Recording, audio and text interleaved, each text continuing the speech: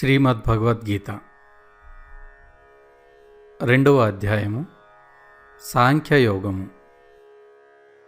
ఈ అధ్యాయంలో మోక్షమును పొందుటకు అర్హుడెవరు, సుఖదుఖములు ఎలా కలుగుచున్నవి, ఆత్మ స్వభావము ఏమిటి, సమత్వ బుద్ధి అంటే ఏమిటి, నిష్కామ కర్మయోగం అంటే ఏమిటి, స్థితప్రజ్ఞుని యొక్క లక్షణములు ఏమిటి, ఎవరికి వివేకము శాంతి కలగదు తదితర విషయముల గురించి శ్రీకృష్ణ భగవానుడు తెలియజేశాడు. ఫలశ్రుతి: ధర్మయుక్తమైన మన సంవాదరూపమైన ఈ గీతాశాస్త్రమును పఠించువాడు జ్ఞానయజ్ఞం ద్వారా నన్ను పూజించువాడని నా అభిప్రాయము. శ్రద్ధాధర్ములు కలవాడును దోషదృష్టి లేనివాడును అయిన మనుష్యుడు గీతాశాస్త్రమును వినుట వలన కూడా పాప విముక్తుడై పుణ్యకర్మలను ఆచరించువారు పొందు ఉత్తమ లోకములను పొందును.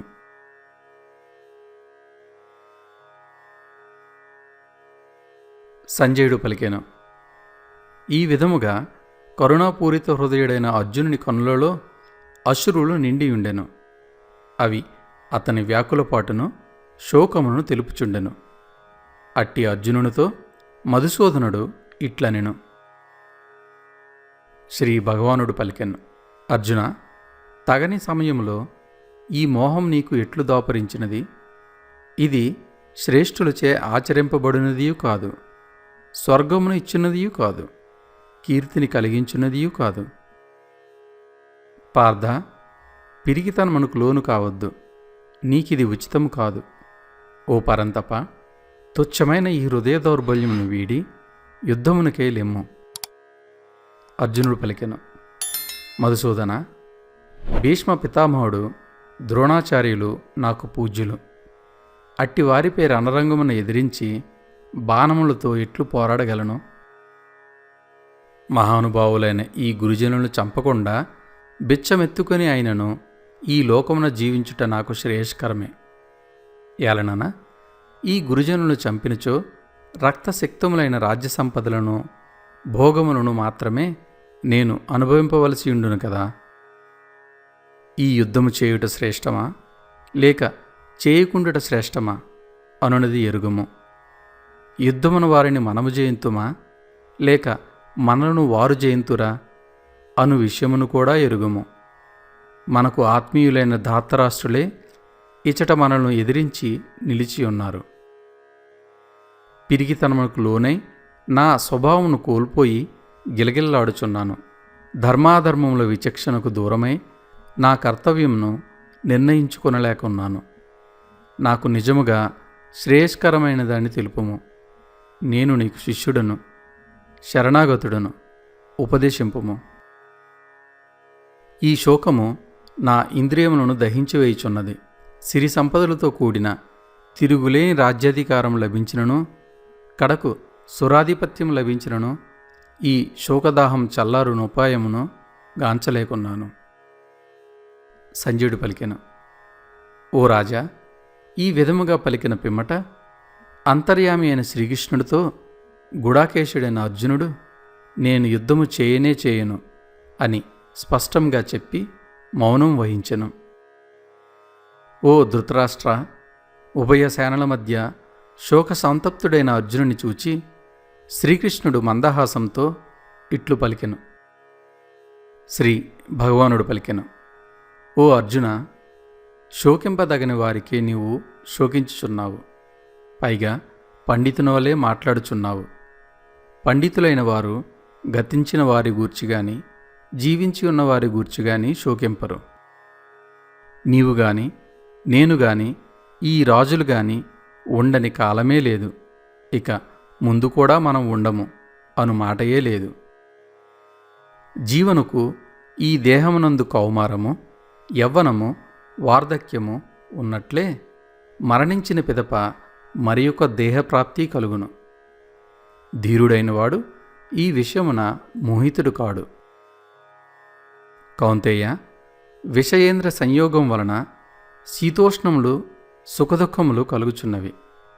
అవి ఉత్పత్తి వినాశశీలములు, అనిత్యములు కనుక భారత, వాటిని సహింపుము.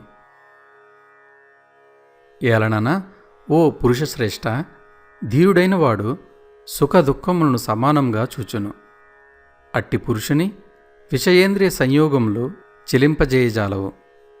అతడే మోక్షమును పొందుటకు అర్హుడు. అనిత్యమైన దానికి ఉనికియే లేదు. నిత్యమైన సత్యమైన ఆత్మకు లేమి లేదు. ఈ విధముగా ఈ రెండింటి యొక్క వాస్తవ స్వరూపములను తత్వజ్ఞాని అయిన వాడే ఎరుంగును. నాశరహితమైన ఆ సత్యము జగత్తునందు అంతటను వ్యాపించి ఉన్నదని ఎరుంగుము. శాశ్వతమైన దానినెవ్వరునూ నశింపచేయలేరు. ఓ భరతవంశీ అర్జున, ఈ శరీరములు అన్నీయును నశించునువయే, కాని జీవాత్మ నాశరహితము, అప్రమేయము, నిత్యము. కనుక నీవు యుద్ధము చేయుము. ఆత్మ ఇతరులను చంపునని భావించువాడును, అది ఇతరులచే చంపబడునని భావించువాడును ఈ ఇద్దరును అజ్ఞానులే. ఏలనన వాస్తవముగా ఆత్మ ఎవ్వరినీ చంపదు, ఎవ్వరి చేతను చంపబడదు.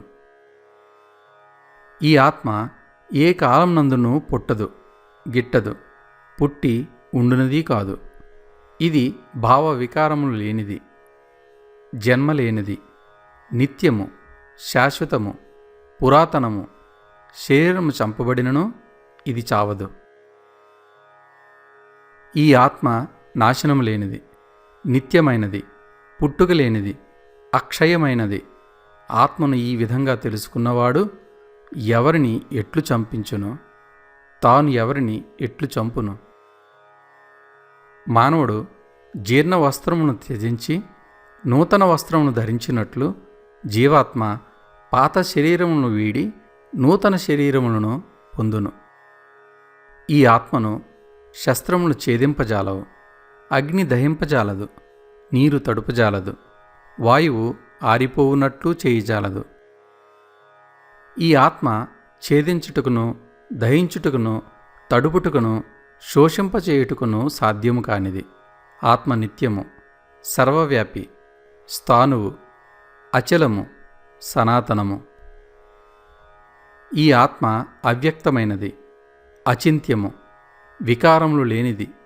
ఈ విధమైన ఆత్మను తెలుసుకొని నీవు దుఃఖించుట మానాలి అర్జున. అర్జున, ఈ ఆత్మకు జనన మరణము కలవని ఒకవేళ నీవు భావించినప్పటికీ దీనికై నీవు శోకింపతగదు. ఏలనన పుట్టిన వానికి మరణం తప్పదు, మరణించిన వానికి పునర్జన్మ తప్పదు. కనుక అనివార్యములైన ఈ విషయముల గురించి నీవు శోకింపదగదు. ఓ భరతవంశీ అర్జున, ప్రాణులన్నీయును పుట్టుకకు ముందు అవ్యక్తములు, మరణానంతరము కూడా అవి అవ్యక్తములే. ఈ జనన మరణముల మధ్యకాలం నందు మాత్రమే అవి ప్రకటితములు అగుచుండును. ఇట్టి స్థితిలో వాటికై పరితపించుట నిష్ప్రయోజనము. ఈ ఆత్మను ఒకడు ఆశ్చర్యముగా గాంచుచున్నాడు, మరి ఒకడు ఆశ్చర్యముగా చెబుతున్నాడు, వేరొకడు ఆశ్చర్యముగా వింటున్నాడు. అయినను ఏ ఒక్కరూ దీనిని గూర్చి పూర్తిగా ఎరుగరు. అర్జున, సర్వదేహములనందున ఉండెడి ఈ ఆత్మ వధించు వీలు కానిది. కనుక ఏ ప్రాణిని గూర్చి అయినను నీవు శోకింపదగదు. అంతేగాక స్వధర్మమును బట్టియు నీవు భయపడనక్కర్లేదు. ఏలనన క్షత్రియునకు ధర్మయుద్ధమునకు మించినట్టి శ్రేయస్కరమైన కర్తవ్యము మరొకటి ఏదీనూ లేదు. పార్థ, యాదృచ్ఛికముగా తటస్థించిన ఇట్టి యుద్ధము అదృష్టవంతులైన క్షత్రియులకే లభించును. ఇది స్వర్గమునకు తెరిచిన ద్వారం వంటిది. ఈ యుద్ధము నీకు ధర్మబద్ధము. ఒకవేళ నీవు దీనిని ఆచరింపకున్నచో నీ స్వధర్మము నుండి పారిపోయినవాడు అవుదువు. దానివలన కీర్తిని కోల్పోవుదువు. పైగా నీవు పాపము చేసినవాడవు అగుదువు. లోకులెల్లరూ బహుకాలం వరకు నీ అపకీర్తిని గూర్చి చిలువలు పలవలుగా చెప్పుకొందురు. మాన్యుడైన పురుషునకు అపకీర్తి కన్నను మరణమే మేలు.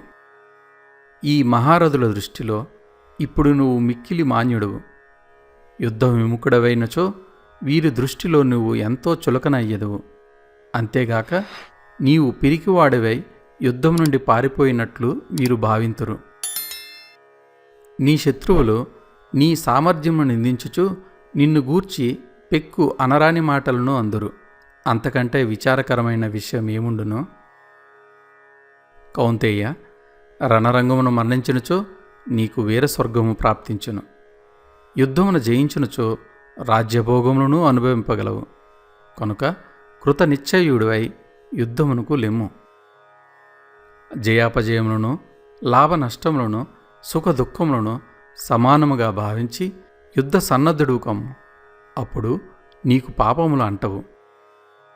పార్థ, సాంఖ్యశాస్త్రమున చెప్పబడిన ఈ సమత్వ బుద్ధిని ఇంతవరకును జ్ఞానయోగ దృష్టితో తెలిపితిని. ఇప్పుడు దానినే కర్మయోగ దృక్పథంతో వివరించెదను వినుము. దానిని అకలింపు చేసుకొని ఆచరించినచో కర్మబంధముల నుండి నీవు ముక్తుడవయ్యదు.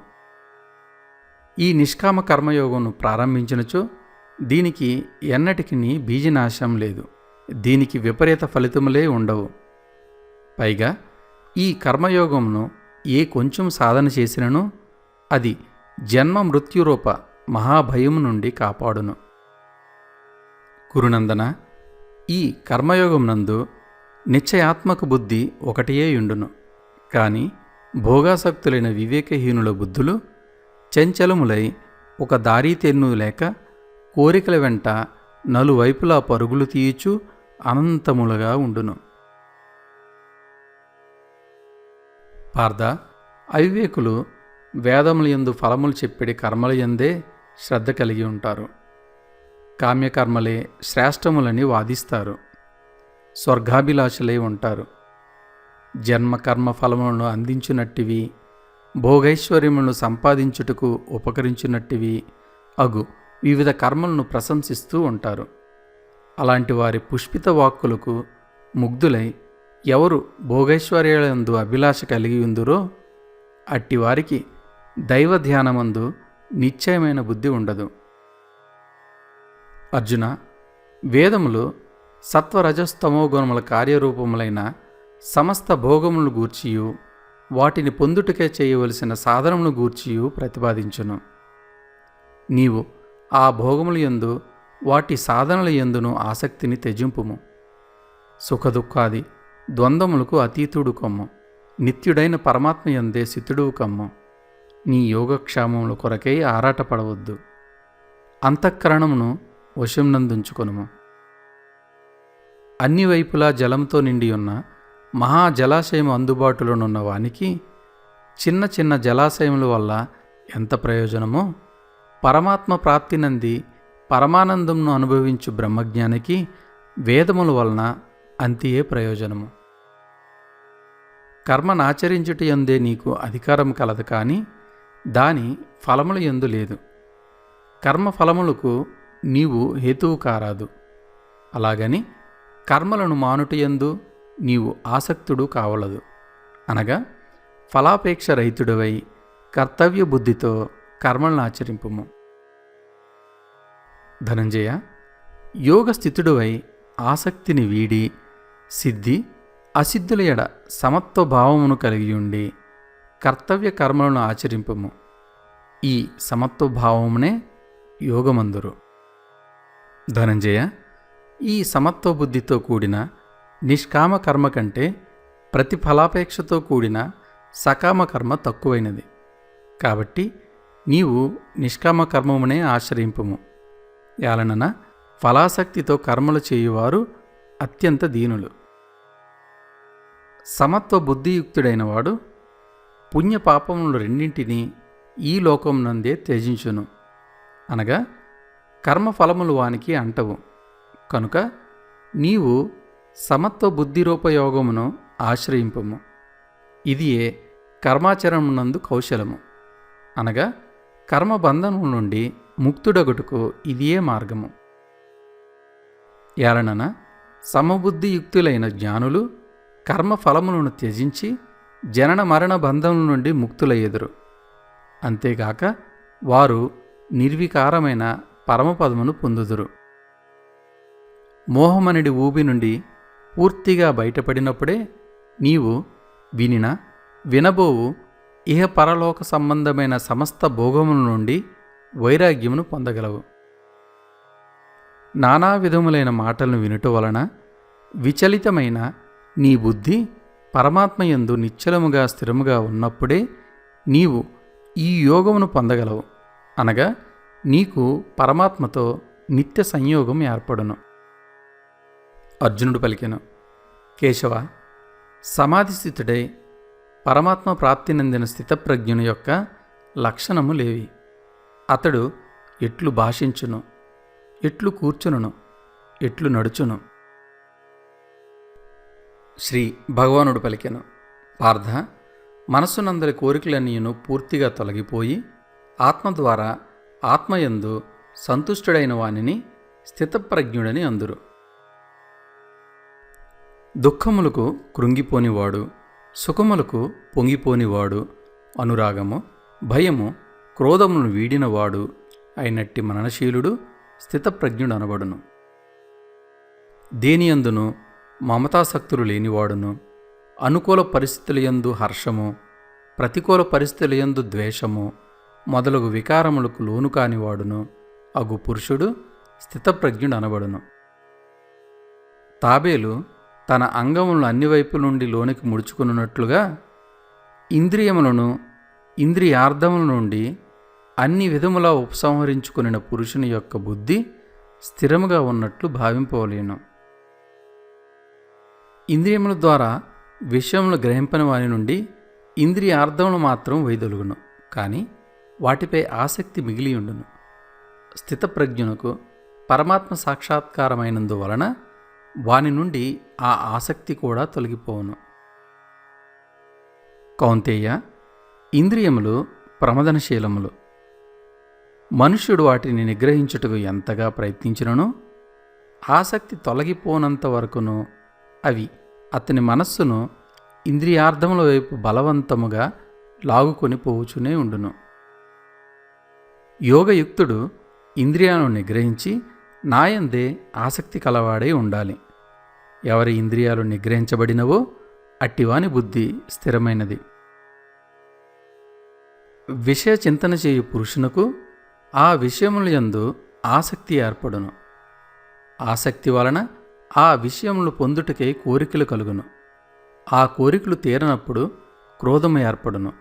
క్రోధం వలన మోహము కలుగును. దాని ప్రభావమున స్మృతి భ్రంశమగును. స్మృతి భ్రష్టమైనందున బుద్ధి నశించును. బుద్ధి నాశనం వలన మనుష్యుడు అధోగతి చెందును. ఇంద్రియములను వశమునందుంచుకున్న సాధకుడు రాగద్వేషరహితుడై ఇంద్రియముల ద్వారా విషయములను గ్రహించుచున్నను ప్రశాంతతను పొందుచున్నాడు. మనస్సు ప్రసన్నతను పొందిన వెంటనే అతని దుఃఖములన్నీయును నశించును. ప్రసన్న చిత్తుడైన కర్మయోగి యొక్క బుద్ధి అన్ని విషయముల నుండి వైదొలిగి పరమాత్మ యందు మాత్రమే పూర్తిగా స్థిరమగును. ఇంద్రియ నిగ్రహము, మనోనిగ్రహము లేనివానికి వివేకము కలగదు. అట్టి మనుష్యుని అంతఃకరణమునందు ఆస్తిక భావమే కలగదు. తద్భావనాహీనుడైన వానికి శాంతి లభింపదు. మనశ్శాంతి లేనివానికి సుఖం ఎట్లు లభించును? నీటిపై తేలుచున్న నావను గాలి నెట్టివేయును. అట్లే విషయముల యందు ఆసక్తి గల ఇంద్రియములను అనుసరించే మనస్సు ఇంద్రియములలో ఏ ఒక్క ఇంద్రియముతో కూడి ఉన్ననో ఆ ఒక్క ఇంద్రియమే మనోనిగ్రహం లేని మనుజుని బుద్ధిని హరించివేయును. మహాబాహో, ఇంద్రియములను ఇంద్రియ విషయముల నుండి పూర్తిగా నిగ్రహించిన పురుషుని యొక్క బుద్ధి స్థిరముగా నుండును. సమస్త ప్రాణులకు ఏది రాత్రియో అప్పుడు జ్ఞాని మేల్కొని ఉండును. ఎప్పుడు నశ్వరమైన ప్రాపంచిక సుఖప్రాప్తికై ప్రాకులాడుచు ప్రాణులన్నీయూ మేల్కొని ఉండునో అది పరమాత్మతత్వం నెరిగిన మునికి రాత్రిగా నుండును. సమస్త దిశల నుండి పొంగి ప్రవహించుచూ వచ్చి చేరిన నదులన్నీయును పరిపూర్ణమై నిశ్చలముగానున్న సముద్రమును ఏమాత్రము చెలింపచేయకుండానే అందులో లీనమగును. అట్లే సమస్త భోగములను స్థితప్రజ్ఞుని యందు ఎట్టి వికారములను కలిగింపకయే వానిలో లీనమగును. అట్టి పురుషుడే పరమశాంతిని పొందును. భోగాసక్తుడు శాంతిని పొందజాలడు. కోరికలన్నింటినీ త్యజించి మమతా అహంకారాలను విడనాడి స్పృహరహితుడై చరించినట్టు పురుషుడే శాంతిని పొందును. అర్జున, బ్రాహ్మ్యస్థితి అనగా ఇదియే. ఈ బ్రాహ్మ్యస్థితిని పొందిన యోగి ఎన్నడును మోహితుడు కాడు. అంత్యకాలమునందును ఈ బ్రాహ్మ్యస్థితి యందు స్థిరముగా నున్నవాడు బ్రహ్మానందమును పొందును. ఓం తత్సదితి. శ్రీమద్భగవద్గీతాసు ఉపనిషత్సు బ్రహ్మ విద్యాయాం యోగశాస్త్రే శ్రీకృష్ణార్జున సంవాదే సాంఖ్యయోగో నామ ద్వితీయోऽధ్యాయః.